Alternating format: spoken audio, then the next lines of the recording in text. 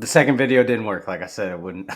Anyways, these things happen. Technical difficulties, but we'll get it fixed. Anyways, welcome to Recover Out Loud, episode number 59. Today, I have a pretty awesome guest. I appeared on her show, and now she's coming on mine. By the time you guys hear this, my episode on hers might have come out already, and you guys might have heard it. But anyways, we got Louise Liebenberg from South Africa. How you doing, Louise? I'm awesome. Thank you so much for having me, and I'm looking forward to the conversation. Our previous one was awesome.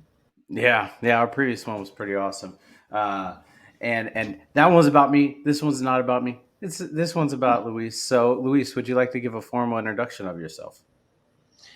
Okay, so I'm a author and I'm a counselor and I'm a coach. I specialize in self-esteem, communication. I do a lot of counseling, but also really I am specializing in is child healing. And this is my cat Muffin. She always shows so I can call any show Muffin and me. So I'm passionate about do any kind of work where people can be self-empowered and become free from their childhood traumas and childhood training, so that we can become aware and take control of our life. Absolutely, and I like the work that you're doing. You're doing some awesome work, Louise. Yeah. Anyways, so Louise, you're from South Africa. Where about in South Africa are you from? KwaZulu-Natal, near the mountains, a little village, tiny little village. And yeah, it's a beautiful place to live. And yeah, I don't know, I hope you don't hear my generator. I've got electricity out, quite dark in my studio. And I hope we're going to have good reception today. Yeah. Well, we can hope. We can hope, and these things tend to happen sometimes. We can't predict what electricity is going to do or what Mother Nature's going to do. So, anyways, Luis, you're a counselor. What got you into counseling? What got you motivated to want to be a counselor? It was the last thing in my life that I ever wanted to do. I was happy with what I thought was my life. I still do stained glass and pottery. I ran a business. I had a restaurant before, so I was very happy creating love, loving it. But my personal life fell apart completely. Independently married to the who has a and also an alcoholic in recovering for 20 years. Still, lots of behavior, especially dry drunk syndrome, has been a huge part of it. And anybody knows about dry drunk syndrome, and maybe a conversation about another day, no, it strikes fear in a lot of people who are recovering. So I had to figure out what was going on, and no, we didn't know that it was dry drunk syndrome. Also, he was very late diagnosed with adult AD. So we had to start from scratch. But basically, what happened is that while he was in dry drunk syndrome, he started blaming me for his entire life and really pushed me away. And I, being very codependent, I've been married too young. My father was alcoholic. My mother, nicest person, but she didn't match with me, so she basically abandoned me. And in a very civilized way, she sent me away to hostel. I was 12, and I just barely ever came home because she was scared I was going to kill my brother. But that's a whole other story. But I wasn't going to. It was just that she didn't like us fighting, and she wanted to make sure her brother is fine. So I was sent away from my house. And she never did with me. She called me a child of the devil. My father was no good in her eyes, and she said, oh, I would never have friends, and I would never do anything. So at the age of 12, I decided to grow myself up. My father was a colleague; he wasn't there for us, and and that was a sort of me getting adult syndrome, where you become a little adult way too young. And so I didn't know that, because the step is that you become very codependent. So I married at 19, found somebody who loved me, accepted me wholeheartedly, and very, very happily codependently married with all this alcoholism going on and off and on and off. But still, I was so ready to forgive him for absolutely everything and try harder. It was mine. I have to fix it. I have to try hard. I must find another way. And so it was very hard, but those first 15 years, there were so many great times that I just kept on forgiving him. And then he stopped drinking, the dry drunk syndrome started kicked in, and just for people who don't know what it is, you start drinking for the other person, not for yourself. You thought you're going to lose me if you don't start drinking. Don't stop drinking, and then you still have all those behaviors, what they call the stinking thinking and AA, in place, and so he started blaming me, pushing me away completely. That really closely loving relationship that we had before, where he was crazy about me, totally disappeared. And I was bewildered, and I was alone, and I was lonely and sad and desperate. And I didn't know how to fix this. There was nothing I didn't. 5 psychologists. The fifth one we found, the fifth one, once I already started doing adult child work in a group, because it's a side program of AA. And with the adult child work, I managed to get myself to a place where I started taking care of myself, where I learned how to put myself in my own queue. And through group work, managed to do a whole lot of crying, healing, talking, finding better ways. And so let's just get rid of Muffin. She doesn't want to settle. She'll be back in a minute. For anybody who's going, oh, shame, poor Muffin, she'll be back now. So, so when I found that help, and I managed to suddenly start feeling better and not so dependent on, I will feel better once and loves me and like he used to. And I started taking better care of myself, and I started building a circle of friends. I got to a place where you know what, let me just go volunteer at a psychiatric establishment, outpatient establishment, and let me just go on an adult child program for them. I did that for 7 years, because my idea was, if I have been so desperate, I have been trying for close on 20 years to find a way, just a better way, something that will work. I just didn't get it. Such a frustration that you just can't get it. And suddenly this thing starts changing my life from day one. So I always wanted to help one other person. I just wanted to get one starfish and throw one starfish back in the sea. And so I went and I started helping people that. And for me, it was amazing, because I thought everybody could do what I did. I thought everybody could put two and two together and do this work and start changing their lives. And then I found that people didn't know how to. So I started inside the support group create programs for which all of us could get better. So I would create a self-esteem program. I would find all the research in the darkest, deepest places of the internet. The internet was still useless then. You really had to search, but there was less rubbish, so I could get to the research much better. There was less false information and rubbish and all these engines competing, so I could get amazing research about a lot of trauma stuff which wasn't being used widely at the time. Yeah.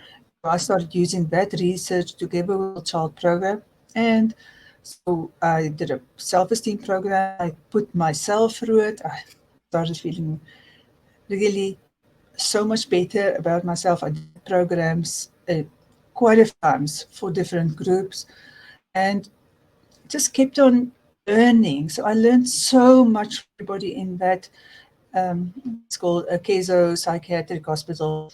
I would ask people, come tell me about your bipolar. Come tell me how you really feel. Tell me, I want to know about the OCD. Tell me about the depression. Tell me about the suicide. Tell me. And they would tell me and they would teach me and they would bring me stuff to read. So I learned that way. I had no intention to do this for a living. I had no intention whatsoever to study to become a counselor, nothing. I just wanted to help one starfish. Yeah. And then process the AA the adult child program. One person who went through AA and Al-Anon who did the program with me, and it's a good guide for me. And also when doing it for these people, Yeah. I started to get better and better and better because when you have other people, you've got to stay on point. Yeah. So yeah, so I've been doing for about 14 years now doing group work. Halfway through it, uh, the person that originally started doing this with said to me, she wants to do a counseling course and will I do it with her? So I said, okay, fine, for fun, just because it's not bad for me, let me do it with you. So I did it, got a counseling diploma, and also then I did a life coaching diploma because I realized you can't just do counseling. I mean, I love doing counseling because I can use many different modalities. But also, when you've got adult child syndrome, you need to be coached because we just don't have the tools. Adult child syndrome means we grew up, we were a huge dysfunctional family, or people say a wife of a colleague like my mother was, so distracted by our own pain and our own despair and trying to keep life looking pretty everyone and getting the children out of the way. So you don't aggravate the alcoholic. So the children always all kinds of coping skills. Way do you learn? Mommy is going to get stressed if I'm out. Doesn't have time for my wants and needs because she is so upset by this all this fight. And so you learn to change life. But you normalize it, you don't even notice it, and you go through life.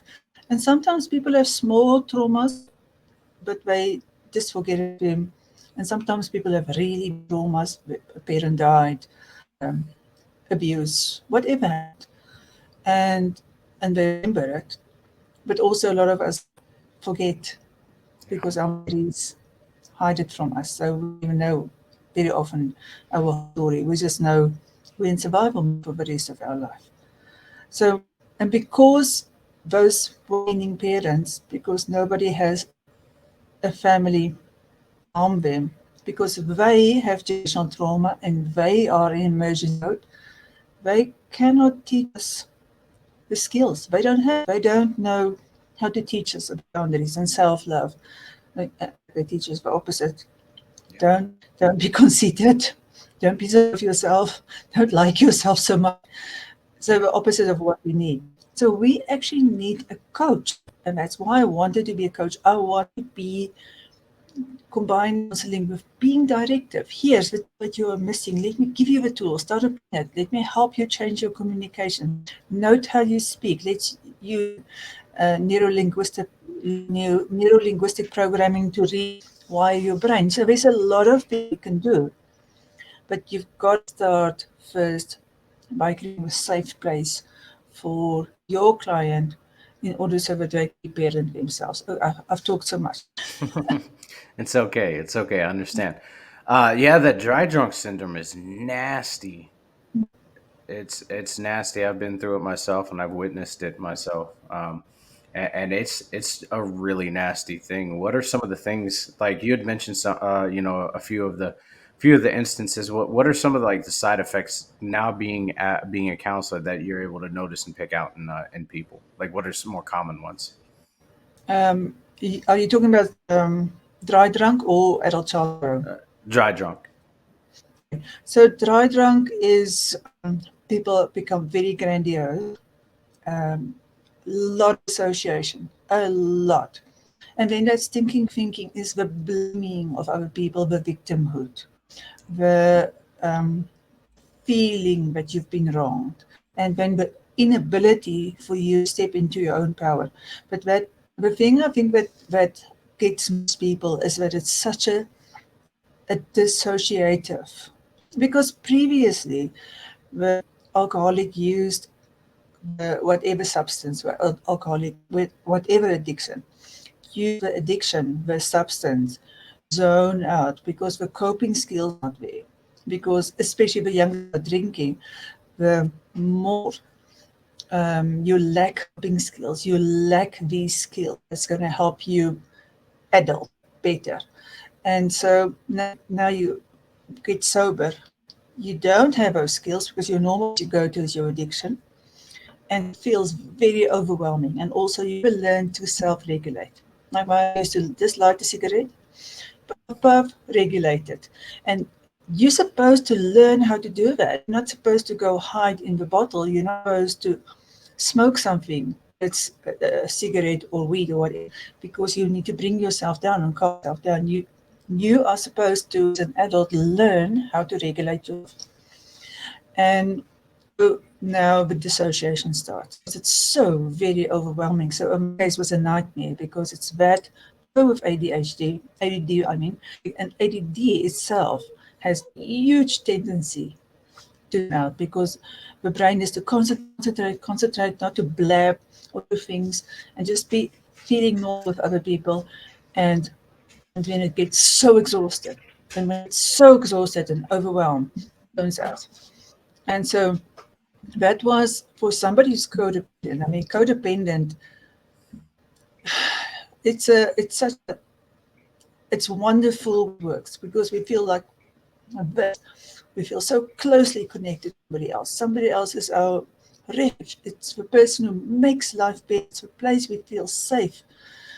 But if you're codependent and that gets taken away, Yeah. there's nothing left. You are bereft. You. I was a roadkill. I was Yeah. totally roadkill. Strong as woman. I can do a million things. I'm accomplished. I'm still. But this relationship with this man going into dry drunk, taking his blaming me for everything. Mind, the biggest thing for me, taking his attention from me, pulling right back. I had to beg for attention, beg, and and then it would last for a day or two, and then I had to start all over, beg and plead and fight, and waking up and fight for long conversations, and the right left, and go to psychologists, and nothing helped. And for somebody who's codependent, to have that person pull away from you, that's abandonment. It pushes every single abandonment button in us.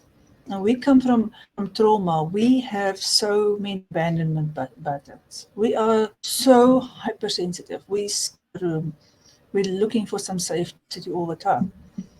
So that abandonment, like I say, I was a roadkill. I had post-traumatic stress disorder. I was in huge stress, a huge shock, and it took me about 2 years to recover, to start getting to feel Mm. like I was feeling normal again.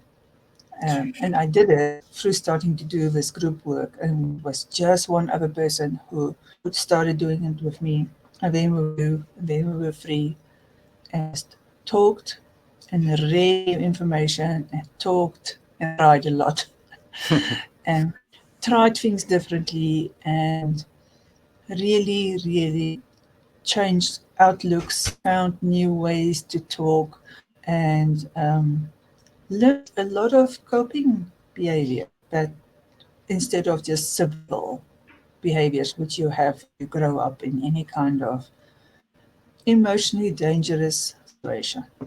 Yeah, absolutely. You talked quite a bit about adult child syndrome. You're a published author, aren't you? Yes, I am. Yeah, Um, you covered some books on adult child syndrome. Yeah. yeah, I've got. Let me show you. My my camera is on blurred back, so you can't see my It's books. okay. This book, Hamster Wheel Relationship. So it says how relationships. Oh, very blue camera for women. But I've been writing a book for which, when I say writing, it means chapter one. Yeah. Uh, 5 years, and it's actually it's about relationships. But when you read the relationships, you think it is only intimate relationships, and yes, it's a big focus on it. But whatever we do it in our intimate relationships. We've got patterns that we repeat all over. We will repeat it at work, we'll repeat it with our family, we'll repeat it with our friends. So if you're a people pleaser in one area of life, you're a people pleaser in all areas of life. And if you don't know how to put boundaries, you don't know how to do it. Well, it's the same thing. And if you are very easily triggered, you're very easily everywhere. And if you don't know how to self-regulate, which is also closely related to easily triggered, being you don't know how to self-regulate all over. You lose your shit all over the place all the time and quite easily. And so before you heal, you lose a lot of people Yeah. and you don't build your circle and you don't easily. So it's all relationships, every single part of our lives improving. So this particular book is a 70-page workbook with that covered with questions. Questions. And it does work for me too. Lots of couples working through it. And so this is one of the 4 books that I've got out, but is my most important book so far.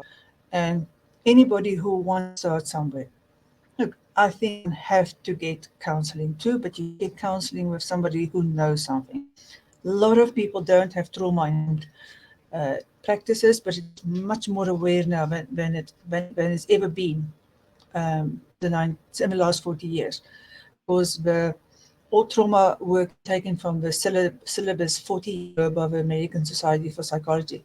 So people are not trained in it. And now there are people starting to do a lot of training. And I know because when I started, nobody was doing it. Absolutely nobody was doing it. Yeah. And yeah, I do have a certification plan for that, which is coming live in a few years. But it is, the world is desperate for this knowledge because it affects all areas of our life. And Yeah. what we really do in the adult child work is we become aware of our subconscious running the show. At least 80% of the time, our subconscious is in charge of us. We just in patterns, we repeat behavior, we very mindless about this. And so luckily we can scan it now and we can see that with neuroscientists can link up electrons to our head and they know, so that's what we know 80% of the time until we see this kind of work. Auto mode. And auto mode is 7 years old or younger because every single thing that that we are for the rest of our life have happened to us. We have taken it with a perspective of a young child who's not able to reason the way that we reason now and things in the correct boxes. So we make the wrong deductions because we're small learners. We have taken a lot of blame about ourselves and what is not good enough. Emic, which the whole world has got not good enough. And then so 80% of it we are in that mode. Subconscious around us, we're not challenging what we've done. And we actually deeply believe that what we learned before 7 is really how the world is. You learn before 7 that the world is a safe and you can trust people and people are there for you and you're amazing and you're going to achieve a lot of stuff. That's how you're going to go through life. But if somebody's told you before, or somebody wasn't there for you, you were 7, or even decided because they're not there for you, you're not important, and other people are more important than you will go for life a people pleaser. And Yeah. if, like my father was a very automatic person, and whatever he said, that was what what was going to happen. Nobody dared to have an opinion around him. And so you grow up with some of that, and you struggle to have a no because you couldn't have a no. You were not allowed to have a no. This is what he wanted. This is what he wanted. No matter how unreasonable it was, no matter what. And so we've got to start doing this work. And the way to do it is by starting to ask yourself a lot of questions. Yeah. How much does childhood trauma play into the side effects of adult child syndrome? Everything, everything, absolutely everything. And the problem is, again, we normalize our traumas. We rationalize it. I don't have a bad childhood. Look at little children in the slums in Bangladesh. My life is so much better than that. I have no right to complain. And also, most people will say, I've had a happy childhood, because a child has to realize it. In order for you to get through your childhood, you try and fit in with everybody else, and you find a way to yourself through it. And whatever it is that you find to get yourself through it, that becomes your escape. Like, I read the entire library because that helped me escape. And everybody has things like this. Some people have got a lot of friends and they become jokes, and some people become absolutely so focused on being first in the class and being the head girl and being the best on the sport team. Because there's a dad who only likes they do really well, and maybe sometimes they are harsh when you don't, when you're not first, when you're second, and you only get noticed for that, not for who you are. So a lot of small traumas, and even with parents who's trying their best, and the big traumas are your obvious ones.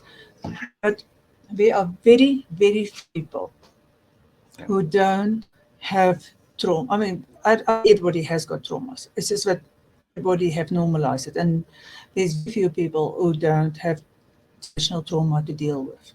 Yeah. Because if you can just think, how many of us are coming from parents or grandparents who's been in the war, um, that legacy, the immigration, there's so many of these, all of them, displacement without your support system, not feeling part of a community.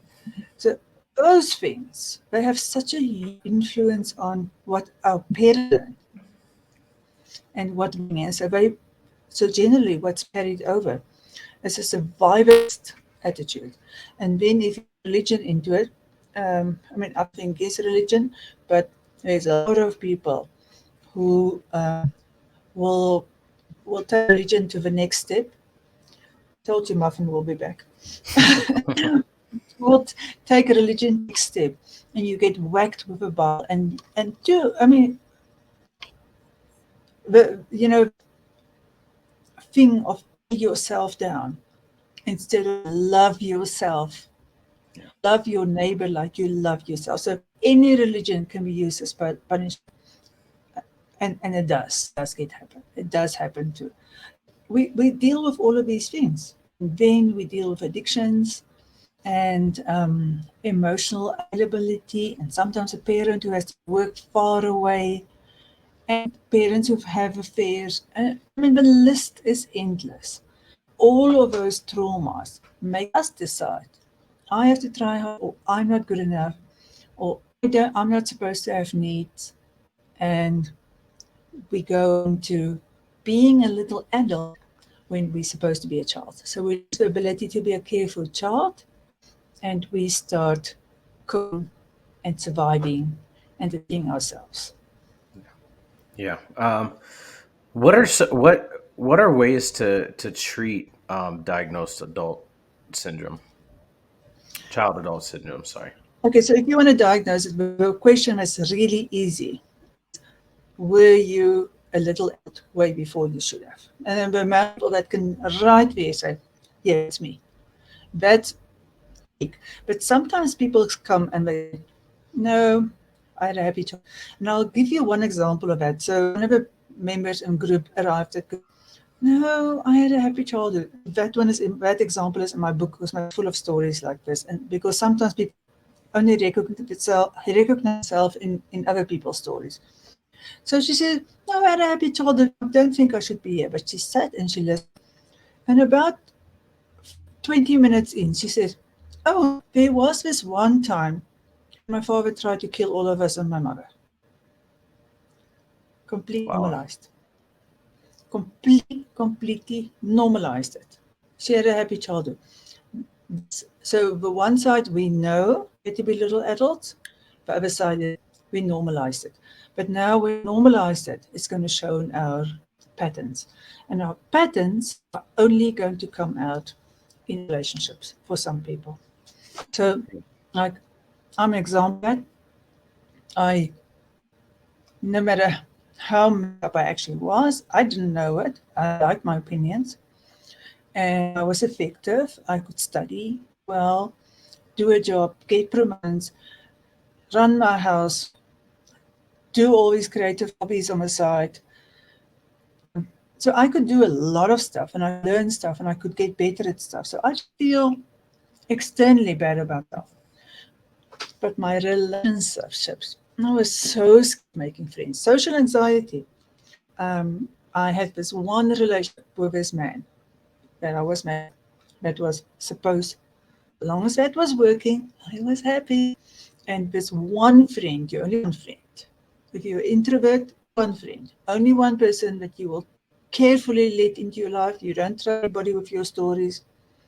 You'll be everything for them. You want them to be everything for you. And just one friend. And you can't have more than two friends together at any time. And then the extroverts just life is easier for extroverts, for sure, when it comes to social anxiety. Not everything, but social anxiety. And you will then behave in whole other ways. You'll be the life and soul of a party, but still think you're not enough. Still worry that people don't like. Get even louder and even fair because you're so scared people are going to like you. So there's many differences depending on where you were born, family, what your particular story is, why you went into survival mode. But all of us mess up our relationships because we are so full of triggers. We, we have huge fears. We don't want to communicate, and we don't know that we are supposed to put ourselves first and love ourselves because that's the golden thing. Yeah. Yeah, absolutely. I think it's huge to love ourselves. That's one of the starting points to actually beginning to heal is loving yourself. So what how are people that are diagnosed with adult child syndrome, how are how's the treatment for them? What are some of the forms of counseling that they can do? Because first of all, adult child syndrome does not get diagnosed because all this trauma work taken out of the syllabus.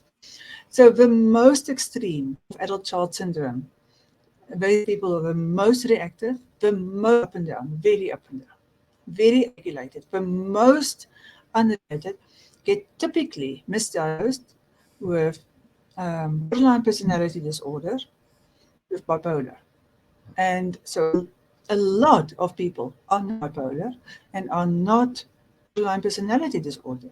It really, if you, especially with, and I'm not saying there isn't something called border bipolar. Bipolar is a very real thing, but it's not. It masks a childhood trauma.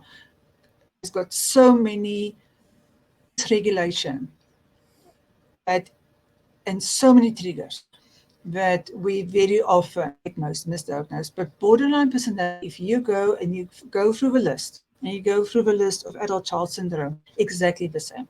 But nobody is going to diagnose you as child syndrome unless might have worked in a addiction syndrome.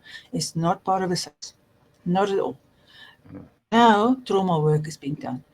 But all the work from 40 years ago, people like Dr. Laurie Weiss and Karen Casey, and people like that, all of that work has not been allowed in the syllabus since 40 years because there was a indiscretion between two people. And so everything was taken out of the syllabus, because the only way that you can help somebody with adult child syndrome, with childhood trauma patterns, is by forming a real relationship where you have unconditional regard and you are willing to mirror for them and have them give them a safe.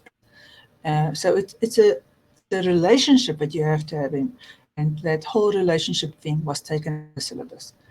And so that's why I do a lot of group work, because in a group work, everybody in the group has learned how to normalize themselves and stabilize themselves and learn from other people's uh, example. If you've been a programmer a while, and you learn to self-regulate and become self-actualized in group work, because of that unconditional regard you start having from a whole bunch of strangers, and so deeply healing.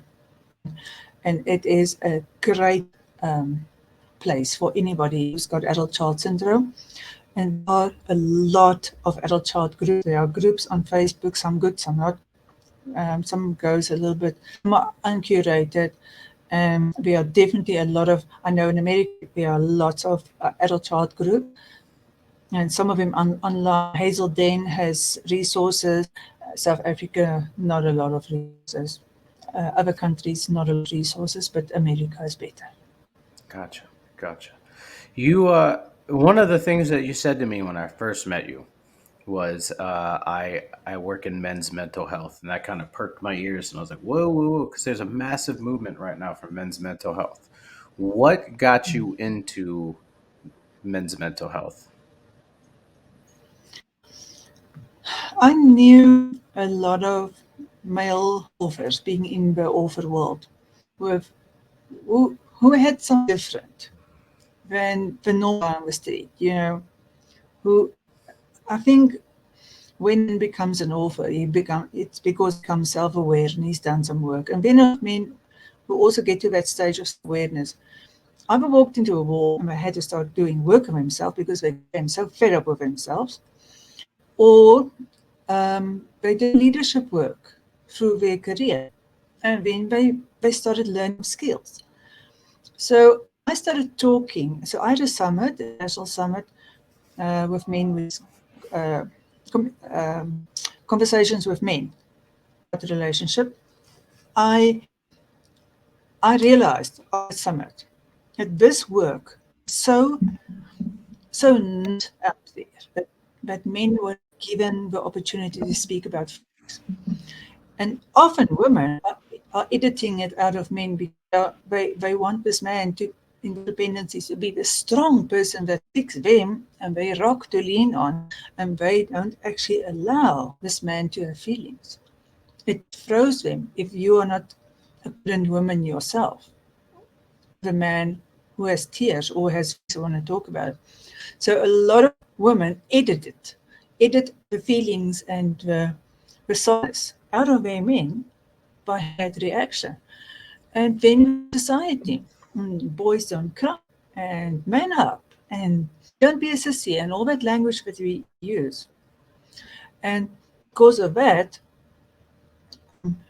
we've got all this generational. I mean, you guys are ready for war, you're supposed to go not have feelings, so be cannon fodder. So you're going to do this for a long time. Go make war, be strong. Don't cry. We can't throw you into a war if you cry, baby. That, get out of your system. And in this new society we have now, where women are working, women are self-actualized, women are not going to just take it anymore that there's abuse, a man who doesn't give attention to her. She's going to get her own job, get her own house, get her car, and move on if she's getting abused, if she's one of the lucky ones. And so we've got all these broken relationships, which causes more generational trauma. And the need is big for us to start resetting it. Cannot keep on thinking the way we used to think for years and years. The man is the head of a house, women must try and endure and go bake something, go knit something, and talk to her friends, and she can't go out and be economically active and take care of herself. We're part of that. So now we have to have a society that will let men have their soft sides, also because men now do have softer sides. They've been brought up by single mothers, and now we get to the next stage where men don't know how to say no. Woman turns on the teach. There's you're not going to have tonight, tough luck, booty, and the man learns he's going to get punished if he doesn't play the role. It's very, very, very confusing, I think, to be a man right. On the one hand, you've got to be strong ass. On the other side, you've got to be sensitive. Society is still adjusting this, and we see that because so many relationships get messed up. Yeah, absolutely. You're not wrong. It is hard to be a man right now. It's hard because we're expected to be everything all at once. Which I mean, I can say that women, single mothers especially, they're expected to be everything all at once, but we're also expected not to talk about our feelings. And if we do, in the wrong circles, you get chastised and you get called names that are less than desirable, and then you're dehumanized, and it becomes really hard. I've been dealing with some of that lately, and it's not easy to handle, right? It's especially if it's coming from your partner, right? That's even harder because you're supposed to be that's the person that you're supposed to be able to open up to freely and talk about your feelings freely, and you really can. So I can relate to what you said. It's difficult to be a man now. Before we get stoned, I also want to say I think really, really difficult relationships lately. Now, I do a lot of relationship counseling. So, in this man conversation we're having now, so let me tell you one example. So, a man that is a single mother, and so this boy, age 7, 9, whatever, becomes the man of a house and starts talking to him about, you're my little boy, you must be mommy's big boy, go do that for mommy, or no, no, no, you're the man of a house, don't cry, you're my big boy. So that is so typical. But mom upset, she's crying because her relationship is over, and she's doing it from him. But children know. You can see if your mom's sad. You can see if she's drying tears. You can see if she's into another relationship, and he's a big bastard, and she's very upset all over again. And so you 7, 9, and you learn. I am the man of the house, and I need to take care of my mother's feelings. I have to make sure that I'm the man of the house. My job. Some people, some men gets told, you're the man of the house, you must take care of all the females in this house. And so happens over and over. Now you grow up with this idea in your head, your job is to take care of females.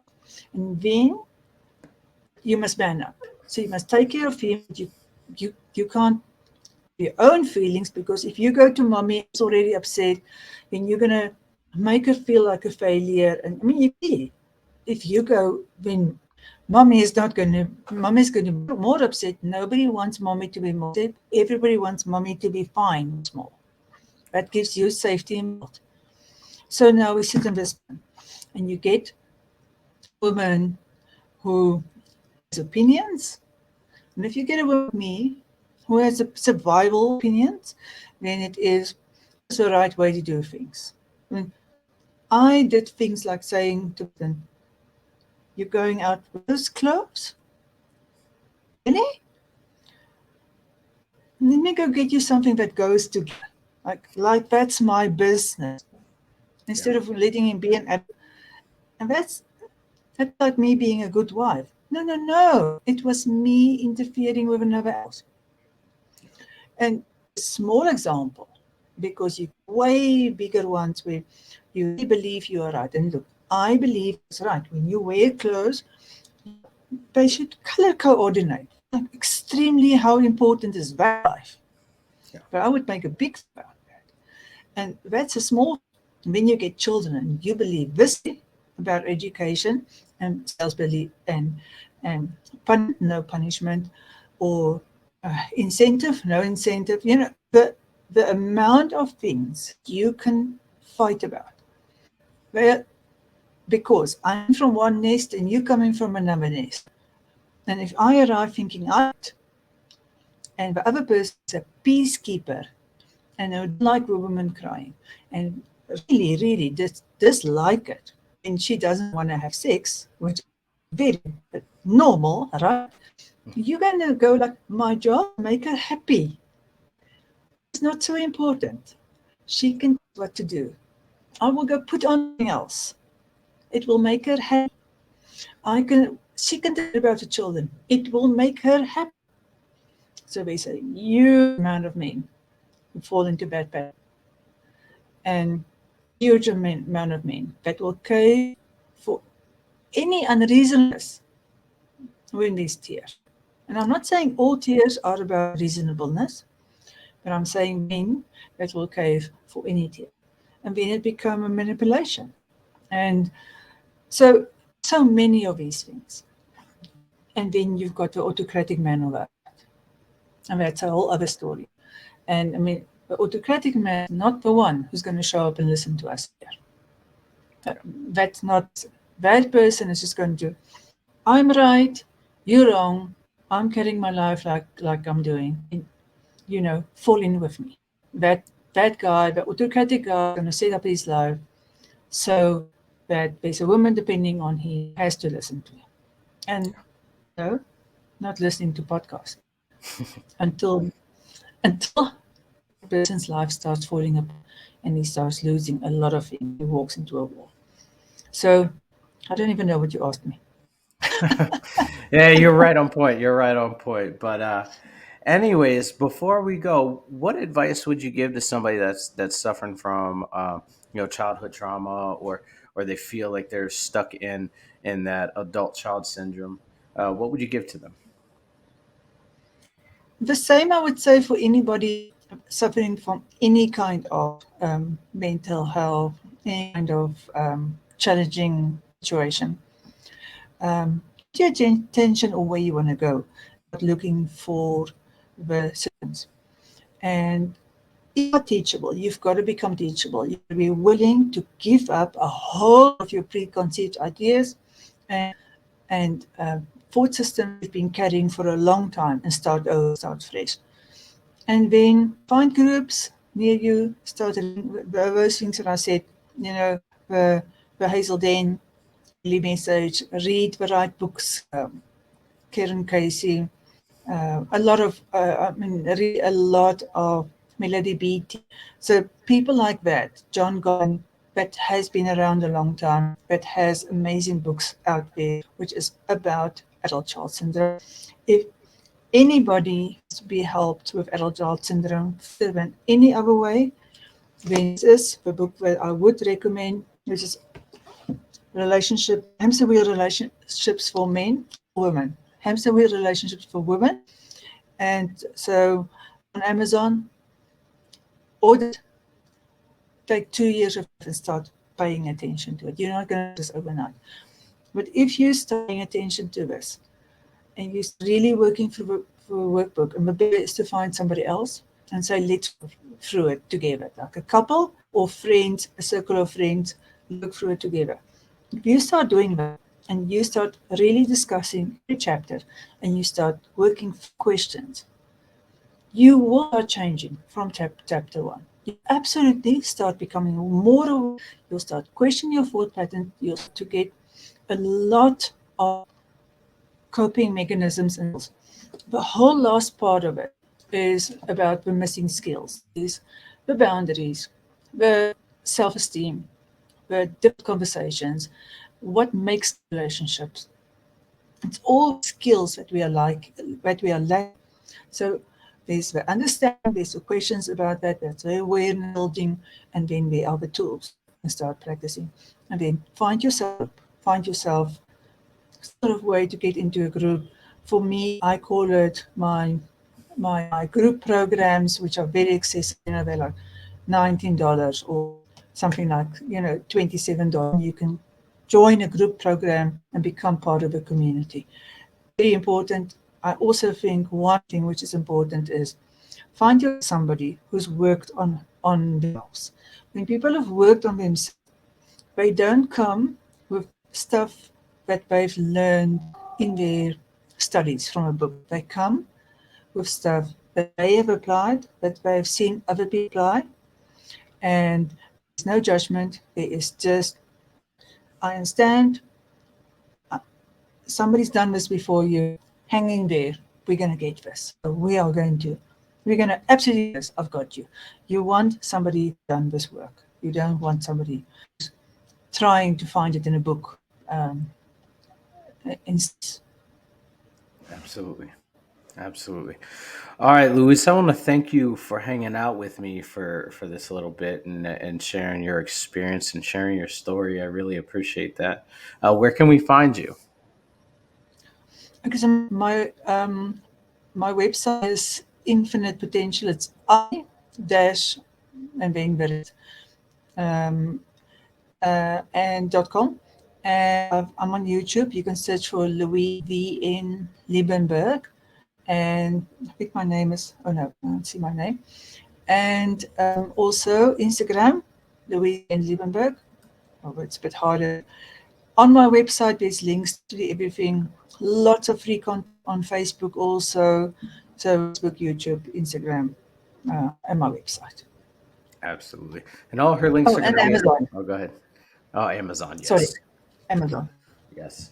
All her links are going to be in the description down below if you want to check out what she's doing and check out her books that she's published. I know I'm going to. But like I said, I want to thank you, Louise, for being here and hanging out with me and sharing your story, sharing your experience as a counselor. And I really appreciate this. Thank you. Thank you. All right.